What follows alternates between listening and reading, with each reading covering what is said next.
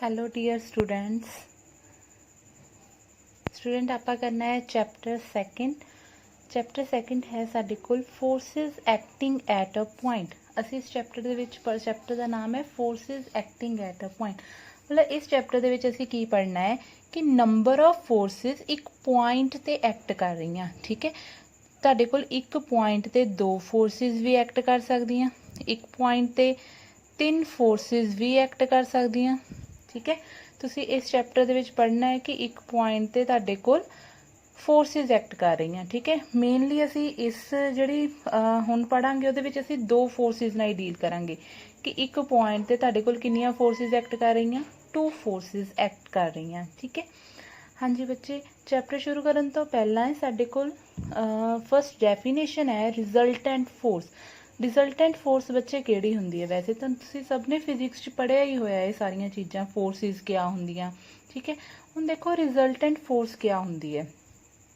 देखो resultant force ਉਹ ਹੁੰਦੀ ਹੈ ਜਦੋਂ ਦੇਖੋ ਤੁਸੀਂ ਦੋ ਫੋਰਸਿਸ ਨੂੰ ਦੋ ਜਾਂ ਦੋ ਤੋਂ ਜ਼ਿਆਦਾ, ਠੀਕ ਹੈ ਇੱਥੇ ਅਸੀਂ ਦੋ ਦੀ ਗੱਲ ਕਰਦੇ ਹਾਂ, ਜਦੋਂ ਤੁਸੀਂ ਦੋ ਫੋਰਸਿਸ ਨੂੰ ਇੱਕ ਸਿੰਗਲ ਫੋਰਸ 'ਚ ਰਿਡਿਊਸ ਕਰ ਲੈਂਦੇ, ਇੱਕ ਸਿੰਗਲ ਫੋਰਸ ਉਹਨਾਂ ਦੀ ਜਗ੍ਹਾ 'ਤੇ ਲੈ ਲੈਂਦੇ ਹੋ, ਦੈਨ ਇਸ ਫੋਰਸ ਨੂੰ ਅਸੀਂ ਕੀ ਬੋਲਦੇ ਹਾਂ? Resultant force. ਸੇ ਸਾਡੇ ਕੋਲ ਇਹ ਫੋਰਸ ਹੈ P, ਇਹ ਫੋਰਸ ਹੈ ਤੁਹਾਡੇ ਕੋਲ Q। ਤੁਸੀਂ ਇਹਨਾਂ ਦੋਨੋਂ ਫੋਰਸਿਸ ਨੂੰ ਇੱਕ ਸਿੰਗਲ ਫੋਰਸ 'ਚ ਰਿਜ਼ੋਲਵ ਕਰ ਰਿਹਾ, ਔਰ ਇਹਨੂੰ ਅਸੀਂ ਸਿੰਗਲ ਫੋਰਸ 'ਚ ਤਾਂ ਹੀ ਰਿਜ਼ੋਲਵ ਕਰ ਸਕਦੇ ਹਾਂ ਸੇ ਕੋਈ ਬੋਡੀ 'ਤੇ ਇਹ ਦੋਨੋਂ ਫੋਰਸਿਸ ਐਕਟ ਕਰ ਰਹੀਆਂ P ਤੇ Q। ਜੋ ਅਫੈਕਟ ਇਹ ਦੋਨੋਂ ਫੋਰਸਿਸ ਬੋਡੀ 'ਤੇ ਕਰ ਰਹੀਆਂ ਉਹੀ ਅਗਰ ਇਹਨਾਂ ਦੀ ਆਹ ਵਾਲੀ ਫੋਰਸ ਜਿਹੜੀ ਤੁਸੀਂ ਕੰਬਾਈਨ ਦੋਨਾਂ ਦੀ ਰਿਜ਼ਲਟੈਂਟ ਫੋਰਸ ਲਈ ਉਹ ਕਰੇ, ਦੈਨ ਅਸੀਂ ਇਹਨੂੰ ਬੋਲਾਂਗੇ ਰਿਜ਼ਲਟੈਂਟ ਫੋਰਸ। ਮਤਲਬ ਜੋ ਅਫੈਕਟ ਇਹ ਕਰ ਰਹੀਆਂ ਦੋਨੋਂ P ਤੇ Q ਬੋਡੀ 'ਤੇ, ਸੇਮ ਉਹੀ ਦੋਨਾਂ ਦਾ ਕੰਬਾਈਂਡ ਇਫੈਕਟ ਕੌਣ ਕਰੇ? ਇਹ ਵਾਲੀ ਫੋਰਸ ਕਰੇ, ਦੈਨ ਇਸ ਫੋਰਸ ਨੂੰ ਅਸੀਂ ਕੀ ਬੋਲਣਾ ਹੈ?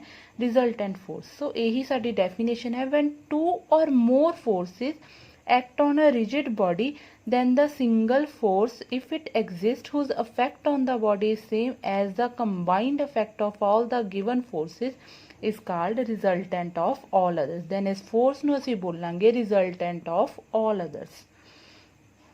note है, if the forces of the system act at the same point of the body, the system reduces to a single force।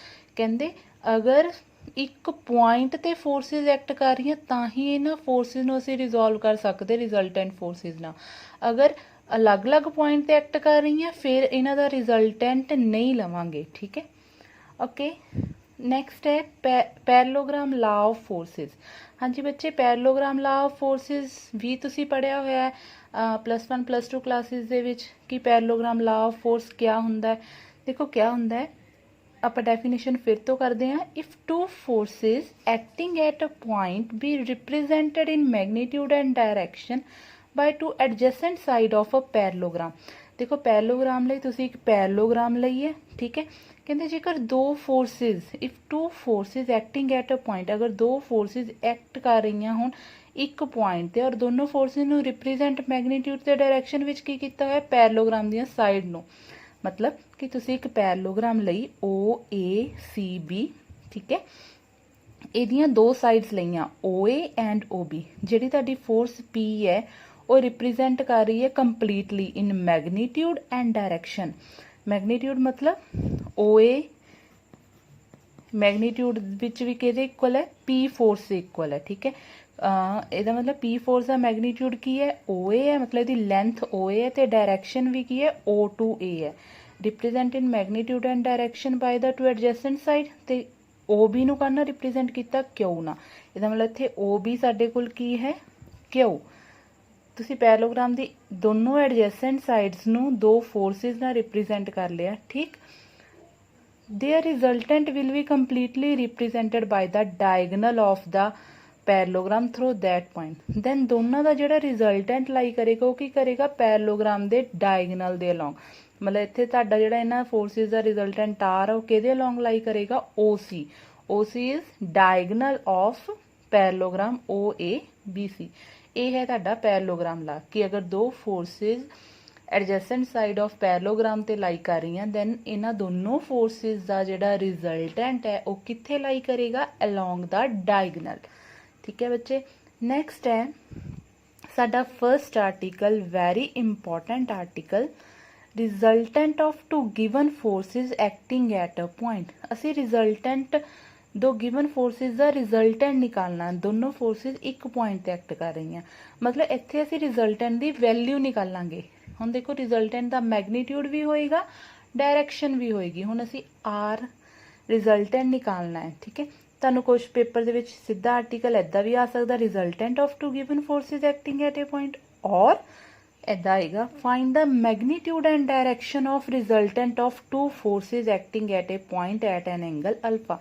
ये होएगा पेपर दे विच तुहाडा क्वेश्चन जिहड़ा आर्टिकल आएगा, ठीक है, कि तुसी मैगनीट्यूड ते डायरैक्शन फाइंड करनी है resultant of two forces acting at a point at an angle alpha. तुहाडे कोल दो फोर्सिस एक पॉइंट ते एक्ट कर रही हैं, दोनों एंगल कितना है तुहाडे कोल अल्फा। तुसी उन्हां दे रिजल्टेंट दा magnitude and direction find out करनी है। हाँ जी बच्चे, तुहाडा सोल्यूशन इत्थों स्टार्ट हुंदा है। देखो स्टूडेंट, तुसी एक पॉइंट ते दो फोर्सिस एक्ट करा लियां, ओ ते तुसी एक पी एक्ट करा ली एंड एक सी दे अलोंग क्यू, ठीक है, एक ओ ए ते एक ओ सी दे अलोंग। हुण देखो इहदे विच ओ ए दी वैल्यू भी साडे कोल की आएगी पी, क्योंकि फोर्स पी दा मैगनीट्यूड भी ओ ए दे अलोंग है और डायरैक्शन भी ओ ए है, ठीक है। ते सेम क्यू ओ सी असी की लेवांगे इहदे विच क्यू, ठीक है, क्योंकि ये कंप्लीटली रिप्रजेंटेड बाय ओ सी है इन मैगनीट्यूड एंड डायरैक्शन। फिर तुसी क्या इनू कंप्लीट कर लिया पैरेललोग्राम नू, साडे को पैरेललोग्राम ड्रा हो गया, ठीक है। और आप पढ़िया है पैरेललोग्राम ला के अंदर कि इहदा रिजल्टेंट कित्थे लाई करेगा, अलोंग द डायगनल। बच्चे सानू ये तो पता चल गया कि इत्थे लाई करेगा, ठीक। और आर्टिकल दे विच असीं इन्हां दोनों फोर्सिस विच एंगल कितना लिया होया अल्फा। दोनों फोर्सिस विच एंगल कितना है साडे कोल अल्फा, पी एंड क्यू विच एंगल है अल्फा। एंड तुसी अपने कोलों इन्हां दोनों दा एंगल रिजल्टेंट दा फोर्स पी ने एंगल कितना लैके चले हैं थीटा, ठीक। आ बाद विच करते हैं कि ये की बनाया, पहला जस्ट एक पैरेललोग्राम ड्रा किया। सेम असी पैरेललोग्राम नू इस तरह भी ड्रा कर सकते हैं और इस तरह भी ड्रा कर सकते हैं, ठीक है। जदों इस तरह ड्रा किया सेम क्यू ओके आ गया, पैरेललोग्राम ड्रा कर ली, डायगनल दे लॉन्ग आर लाई कर रहा, ठीक है बच्चे। हुण देखो तुसी लिखिया भी यही होया, जो मैं बोले वही लिखिया। तुसी पी ते क्यू दो फोर्सिस लईआं represented in magnitude by O A and O B respectively. तुसी O A and O B ना ओ A and O C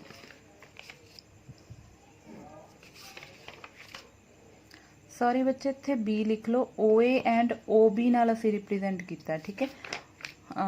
P and Q be two forces represented in magnitude and direction by O A and O B. Complete the parallelogram O A C B, तुसीं इहनूं complete कर लिया ओ A C B नूं दोनों दे विच, ठीक है। फिर क्या ड्रा किया असीं, देखो इहदे विच क्या लिया असीं सी डी परपेंडिकुलर ड्रा कर लिया, इहनूं असीं प्रोड्यूस कर लिया, वाली लाइन नूं थोड़ा प्रोड्यूस कर लिया ते असीं की कीता सी डी परपेंडिकुलर ड्रा कर लिया इस लाइन ते, ठीक है बच्चे। तुसीं सी डी परपेंडिकुलर ड्रा किया, सेम इहदे विच भी तुसीं सी डी परपेंडिकुलर ड्रा किया होया अपनी पी फोर्स से, ठीक है। हुण नाउ नैक्सट है नाउ साडे कोल देखो बच्चे एंगल ए ओ बी तो असीं लैके चले गिवन अल्फा है, ठीक है। आ भी एंगल साडे कोल की आएगा अल्फा आएगा। देखो क्यों बच्चे, देखो अगर तुसीं इहनूं देखो ये साडे कोल दो पैरेलल लाइनस है, ये वाली लाइन इहदी की है पैरेलल लाइन है और ये वाली तुहाडे कोल किहड़ी लाइन है ट्रांसवर्सल लाइन है, ठीक है।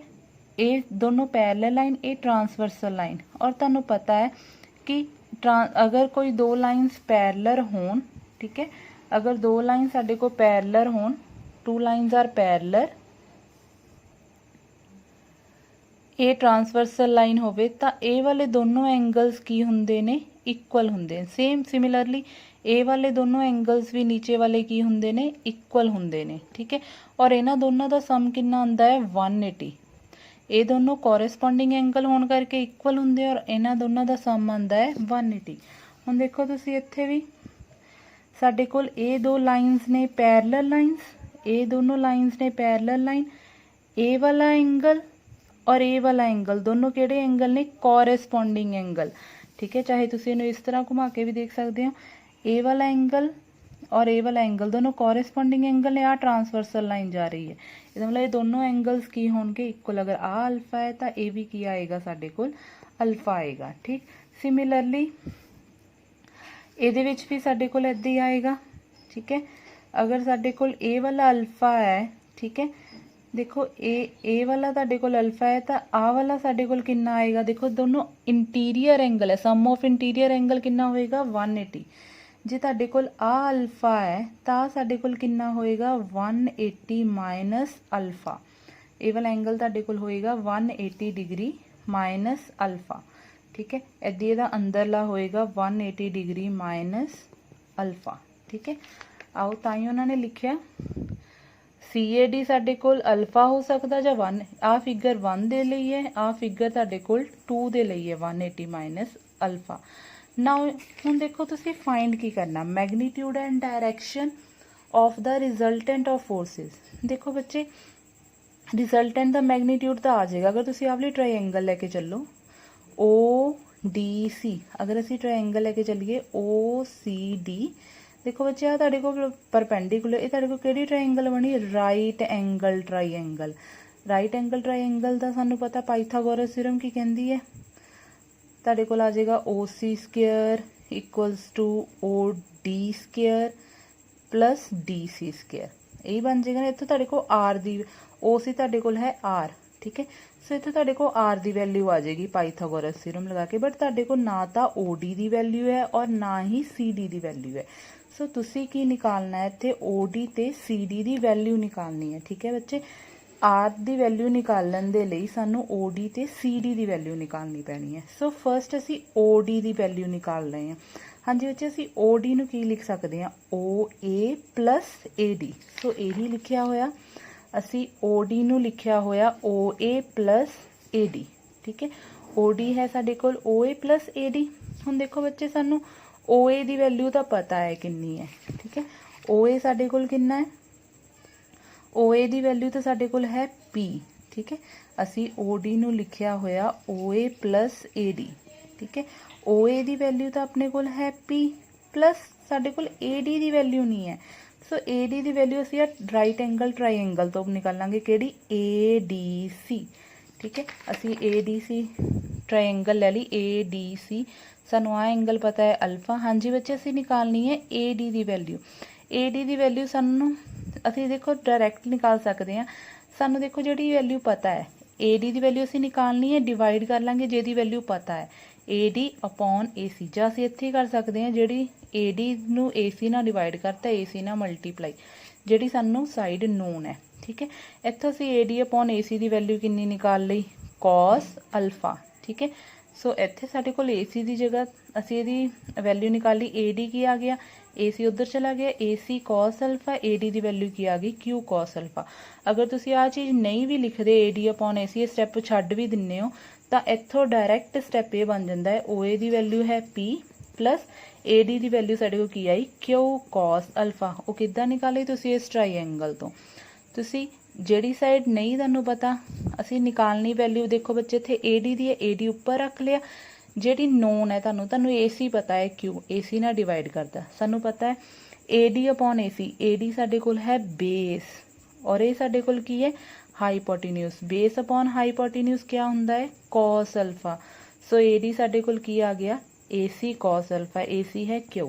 ठीक है, सिमिलरली असी CD निकालना है। ठीक है बच्चे, CD देखो ना, CD भी इस फिगर तो निकल जाएगा। देखो CD निकालना है, CD निकालो तो CD असी फाइंड आउट करना है, divided by known sari side AC है इक्वल्स टू, हाँ जी CD परपेंडिकुलर अपॉन हाईपोटेन्यूज की बनया साडे को साइन अल्फा। सो CD कितना आ गया Q साइन अल्फा। सो तुसी अगर आ स्टैप नहीं भी करते, आ तुसी रफ च कर लेंदे हो तो इसदा आंसर आंदा है Q sine alpha. Similarly figure second विच भी इदां होएगा, असी OD लिखना है।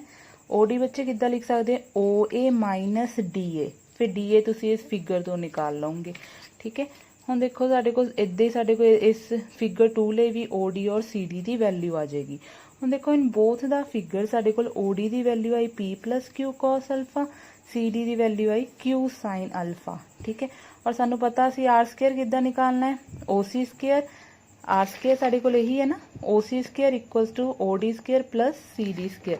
इत्थे असीं की यूज़ किया, इत्थे असीं पाइथागोरस थ्योरम यूज़ की है। ठीक है बच्चे, किहड़ी थ्योरम यूज़ की असीं? Pythagoras theorem. इत्थे तुसीं ओ सी दी वैल्यू पुट की, सी डी दी वैल्यू पुट की।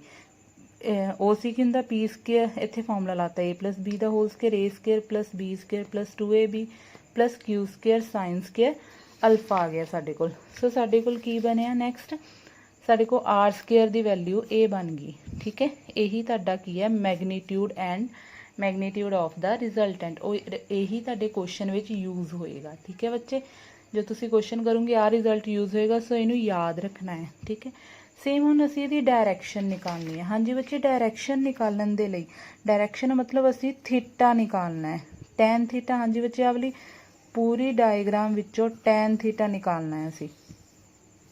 हाँ जी बच्चे, टैन थीटा का फॉर्मूला होंदा परपेंडिकुलर अपॉन बेस, मतलब सी डी अपॉन असीं की कर देना O D, C D upon O D, C D की value Q sine alpha divided by O D. So इत्थों थीटा साडे कोल आ गया। सो ये नाल साडा ये प्रूफ हो गया, सानू डायरैक्शन ऑफ द रिजल्टेंट भी मिल गई। डायरैक्शन कौन दिंदा है बच्चे? थीटा दिंदा है। सो आर की वैल्यू भी आ गई, थीटा की वैल्यू आ गई। इत्थे तुहाडा प्रूफ खत्म हुंदा है। ठीक, नैक्सट है क्रॉलरीज। इदी असीं बच्चे साइन थीटा भी निकाल सकते, कॉस थीटा भी। इसे फिगर चों आ जिहड़ी आ वाली फिगर है, इसे फिगर चों असी साइन थीटा ते कॉस थीटा भी निकाल सकते हैं। साइन थीटा हुंदा है परपेंडिकुलर अपॉन हाईपोटेन्यूज, मतलब सी डी अपॉन ओ सी। सो असी C D upon C D की वैल्यू भी पता है, ओ सी की पुट से सिमिलरली असी कॉस थीटा भी निकाल सकते हैं। हाँ जी बच्चे, क्रॉलरी फर्स्ट मतलब इस आर्टिकल चो असी होर किहड़े रिजल्ट डिराइव कर सकते हैं। फर्स्ट है कहते अगर असी अल्फा की वैल्यू π/2 ले लीए, 90 ले लीए। हाँ जी बच्चे, कॉस 90 कितना हुंदा है? कॉस π/2 0, साइन π/2 भी कितना हुंदा है? 1। सो अपने आर्टिकल च आर स्केयर की वैल्यू की है P square plus Q square plus 2pq cos alpha. ਇਹਦੇ ਵਿੱਚ ਤੁਸੀਂ वैल्यू पुट कर देनी कॉस अल्फा की 0, साढ़े को आ गया आर है आ गया P square plus Q square and tan theta दे विच भी साइन अल्फा की वैल्यू पुट कर देनी कॉस की, वो साढ़े को बन गया Q upon P. Next corollary second है अगर पी ते क्यू इक्वल होन दैन तुसी आर ते थीटा की वैल्यू कढ़ देनी। ओके, बस वो पी ते क्यू रिप्लेस कर देने, क्यू की जगह ते पी पुट कर देना। तुसी पी पुट करता जिथे जिथे क्यू आ रहा, साढ़े को बन गया 2p square plus 2p square cos alpha. हाँ जी, दोनों चो 2p स्केयर कॉमन, अंदर आ गया 1 plus cos alpha. 1 plus cos alpha का फॉर्मूला होंगे 2 कॉस स्केयर अल्फा बाय 2। ठीक है, बन गया 4p square cos square alpha by 2, 2p बाहर आ गया which is cos alpha by 2। Similarly तुसी टैन थीटा भी निकाल सकते हो। हाँ जी बच्चे, नैक्सट क्रॉलरी है साढ़े कोल मैक्सीमम रिजल्टेंट, ये भी इंपॉर्टेंट है, यूज़ होंगी है क्रॉलरी और ये वाली भी यूज़ होंगी है। नैक्सट है मैक्सीमम रिजल्टेंट। हाँ जी बच्चे, मैक्सीमम रिजल्टेंट, मैक्सीमम देखो डिपेंड कितने कर रहा, आर पी ते डिपेंड कर रहा, क्यू ते डिपेंड कर रहा, 2pq कॉस अल्फा ते डिपेंड कर रहा। हुण देखो फोर्सिस तो कॉन्स्टेंट लग रही बट अल्फा वेरी कर सकता ना। देखो आर मैक्सीमम होएगा जो अल्फा मैक्सीमम होएगा, R is maximum when cos alpha is maximum, और कॉस अल्फा की मैक्सीमम वैल्यू कितनी होंगी सानू पता 1। ठीक है, सो इत्थे असीं कॉस अल्फा नू 1 पुट कर देना, वो तुहाडे कोल की आ जाना R max. Similarly minimum resultant असीं निकाल सकते हैं जो कॉस अल्फा की होएगा मिनीमम, कॉस अल्फा की मिनीमम वैल्यू कितनी होंगी -1। सो इत्थे असीं कॉस अल्फा की वैल्यू -1 पुट कर देनी, साडे कोल आ गया p माइनस क्यू।